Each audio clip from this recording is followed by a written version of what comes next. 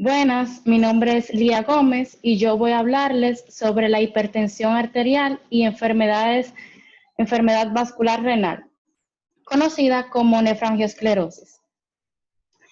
En la práctica clínica, el término nefrangiosclerosis puede aplicarse a la enfermedad renal que complica la hipertensión arterial esencial y que afecta fundamentalmente a la microvasculatura preglomerular. Otro término similar son nefroesclerosis, como se conoce en nuestro país, y en la literatura anglosajona, nefroesclerosis hipertensiva benigna, nefroesclerosis arteriolar y nefropatía hipertensiva. Clásicamente se han descrito dos formas de nefroesclerosis. Una, la forma maligna, que se caracteriza histológicamente por la presencia de necrosis fibrinoides en las arteriolas, la hipertensión arterial acelerada o maligna e insuficiencia renal. Este cuadro clínico es, afortunadamente, cada vez menos frecuente y no será objetivo de análisis en esta presentación. En la otra forma, la nefroesclerosis benigna, las alteraciones iniciales tienen lugar fundamentalmente en la microvasculatura preglomerular. La lesión microscópica más característica es la hialinosis de las arteriolas aferentes, también llamada arteriosclerosis, que es indiscutiblemente una de las lesiones que se observa sobre todo en sujetos de edad avanzada.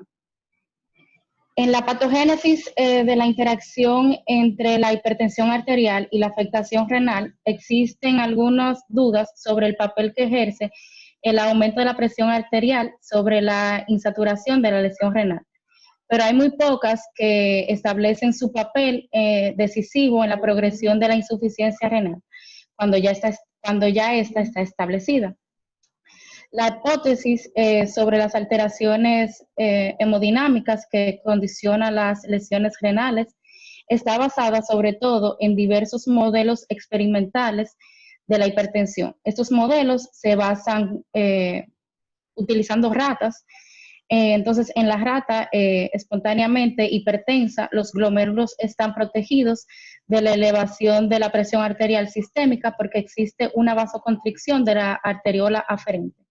En el flujo plasmático renal es bajo y hay una isquemia glomerular. En las ratas que tienen DAHL, que son sal sensibles, no existe vasoconstricción preglomerular y se transmite la hipertensión sistémica del capilar glomerular. Estos dos mecanismos isquémicos, glomerular inicial e hiperfusión posterior, coexisten probablemente con la nefroesclerosis hipertensa humana. En la hiperfiltración e hipertensión preglomerular favorece a la expansión mesenquimal y la esclerosis global del ovillo. Algunos autores han postulado que las alteraciones estructurales renales podían presentarse o preceder a la hipertensión y a la nefroesclerosis, que sería ya un proceso intrínseco de la microvasculatura renal.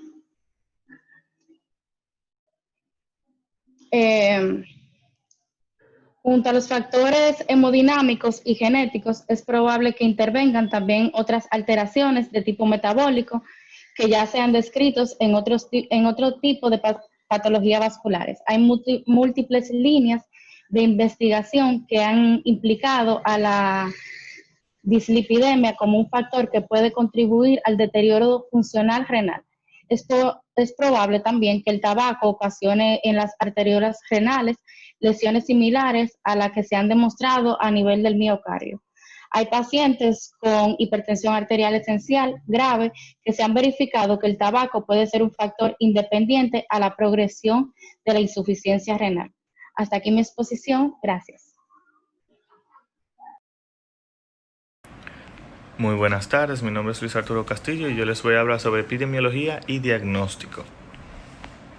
En la epidemiología tenemos que una de las razones lógicas para explicar el aumento y la prevalencia de la nefroesclerosis como causa de la insuficiencia renal crónica terminal es la creciente permisividad en las últimas 2 décadas o en los últimos años para aceptar pacientes ancianos en los programas o tratamientos de diálisis.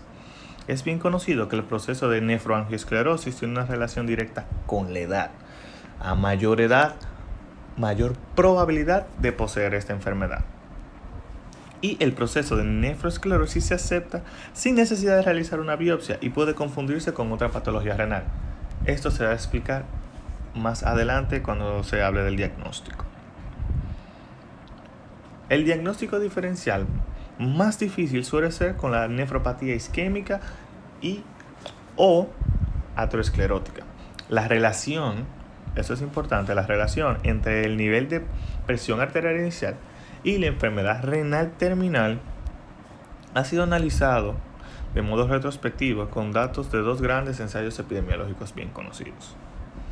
La relación entre la PA sistólica y diastólica y la insuficiencia renal crónica terminal fue directa independientemente de otros posibles factores, como la edad, raza, diabetes, historia de infarto al miocardio, concentración de colesterol y hábitos de tabaquismo.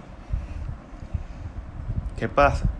Que el riesgo relativo de los hipertensos estadio 4, el estadio 4 sugiere que la presión arterial sistólica esté mayor o igual de 210 milímetros de mercurio y la diastólica mayor o igual de 120 milímetros de mercurio, en relación con una PA óptima de 120-80 milímetros de mercurio, fue de 22:1, que quiere decir que los hipertensos estadio 4 tienen una mayor probabilidad de poseer la enfermedad, mucho mayor que los pacientes que tienen una presión arterial óptima.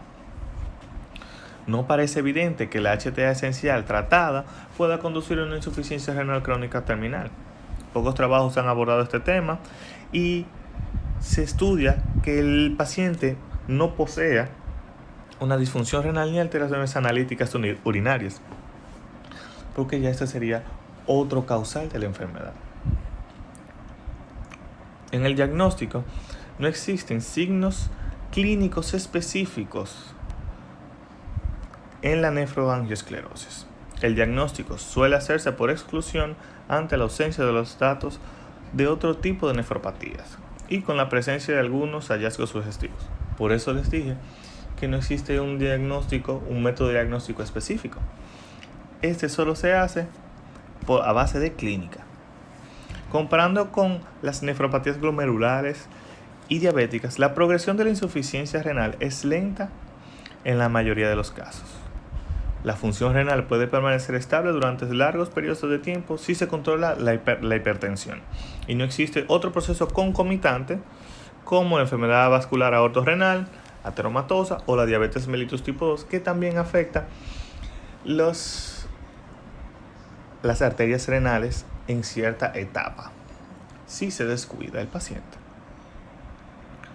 Al igual que ocurre con la nefropatía diabética, casi nunca se recurre a la biopsia renal para asegurar el diagnóstico. Tampoco suele realizarse una arteriografía renal. En los últimos años, la enfermedad está siendo diagnosticada fundamentalmente en pacientes ancianos con patología aterosclerótica asociada. En los individuos con mayor de 60 años, la nefroesclerosis hipertensiva probablemente sea una manifestación más en las arteriolas renales de la aterosclerosis difusa que habitualmente padecen. No se conocen marcadores precoces y fiables de la enfermedad y, entre otros, se ha invocado la microalbuminuria, la hiperuricemia, hiperfiltración glomerular precoz y un bajo peso al nacimiento. Y cabe destacar también el ya referido genotipo de la ECA. Muchas gracias. Buen día, mi nombre es Rodney Jonathan, como podemos observar en la pantalla. Mi tema de hoy es tratamiento y prevención de nefroesclerosis hipertensiva, que se conoce como también una hipertensión y riñón. Vamos a ver cómo se trata la hipertensión y riñón o neoesclerosis hipertensiva. Dice, según la búsqueda que yo hago, dice que no existe un tratamiento definitivo para la nefroesclerosis hipertensiva, lo que dado que la posibilidad de fallar renal progresiva está relacionado no solo con la presión arterial, sino también con factores que son genéticos y racial. Sin embargo, un buen control de la presión arterial mejora el pronóstico y algunos ocasionan hace más lento y el deterioro renal. Los episodios de hipertensión arterial acelerada, muchas veces no detectados, aumentan la pérdida de la función renal.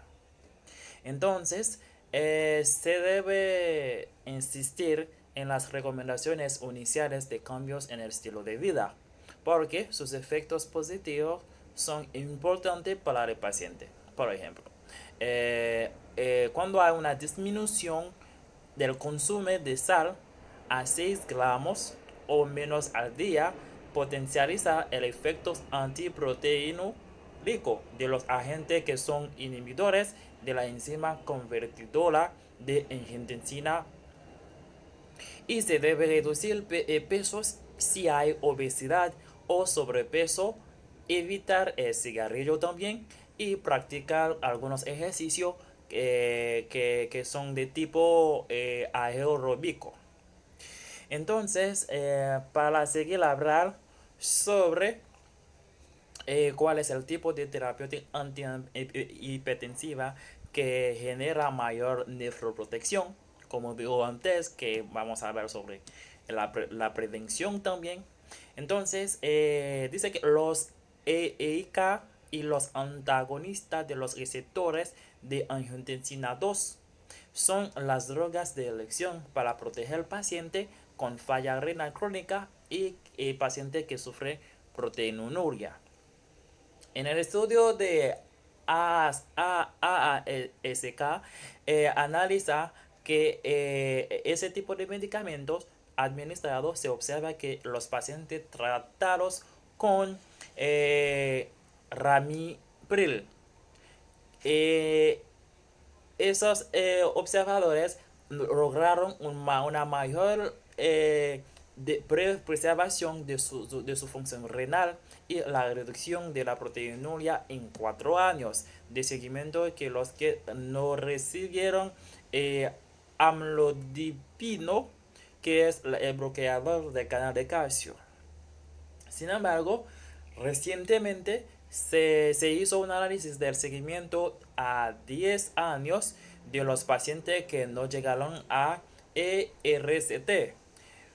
Y no obstante que estos hallazgos que aún se recomienda inicial en pacientes de cualquier raza de hipertensión y con ERC, proteinuria, un IK, y si la presión arterial no controla o es mayor de 160 por 100 milímetros de mercurio al inicio, se puede adicionar un BCC no dihidropiridínico, que son verapamilo o diltiazem, que han demostrado la reducción de la proteinuria más que los dihidropiridínicos.